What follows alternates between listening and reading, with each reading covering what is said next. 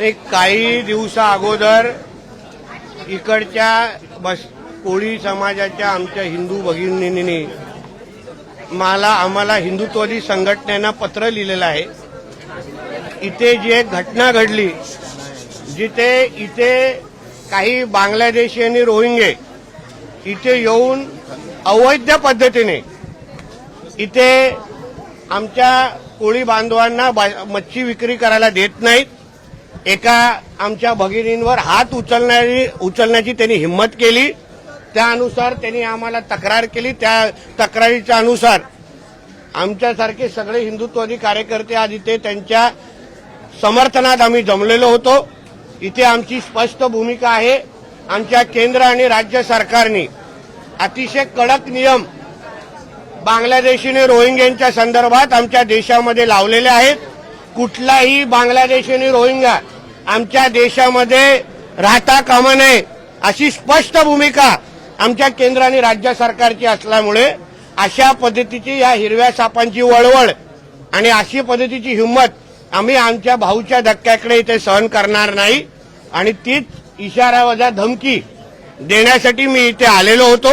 आमच्या स्थानिक हिंदू समाजाच्या कोळी बंधू भगिनींना कोणीही वाकड्या नजरेने बघितलं तर त्याचा पुढचा कार्यक्रम काय करायचा आहे याची माहिती देण्यासाठी मी इथे आलो होतो. यापुढे या भाऊच्या धक्क्यावर होणाऱ्या प्रत्येक बारीक गोष्टीवर मी स्पष्ट झाले. हे काय कराचीमध्ये असलेलं बंदर नाही, हे आमच्या हिंदू राष्ट्रामध्ये असलेलं आमचं बंदर आहे. आणि म्हणून इथे अगर हिंदूंना कोण त्रास देत असेल तर त्यांना कराची, पाकिस्तान आणि बांगलादेशवर कसं पाठवायचं ना हे आम्हाला चांगलं माहिती आहे. आणि दोन पायावर पाठवायचं नाही हेही आम्हाला माहिती आहे. आणि म्हणून अशा पद्धतीची घटना पुढे आम्ही खपून घेणार नाही, ही भूमिका मांडण्यासाठी मी इथे आलो होतो. बंगालमधून अनेक जण इथे येताना दिसत आहेत आणि त्यांची जी कागदपत्र आहेत ते देखील कुठेतरी फेक असल्याचं निदर्शनास येतं. अशा वेळी सरकारकडनं तरी या संदर्भात नियोजन करणार? तीच नोटिफिकेशन आणि तीच कागदपत्र तपासण्यासाठी आमच्या केंद्र राज्य सरकारने मोहीम चालवलेली आहे. त्याच्यामध्ये ही जी काय आता माहिती भेटली की बेंगालवरून हे येतात, खोट्या कागदपत्र बनवत असतील तर ते प्रत्येक कागदपत्र तपासलं जाईल आणि त्यांना परत त्यांच्या अब्बाकडे पाठवण्याचं नियोजन आणि कार्यक्रम केला जाईल. नाही, काही दिवसा अगोदर इकडच्या कोळी समाजाच्या आमच्या हिंदू भगिनींनी आम्हाला हिंदुत्ववादी संघटनेनं पत्र लिहिलेलं आहे. इथे जी एक घटना घडली, जिथे इथे काही बांगलादेशी आणि रोहिंगे इथे येऊन अवैध पद्धतीने इथे आमच्या कोळी बांधवांना मच्छी विक्री करायला देत नाहीत.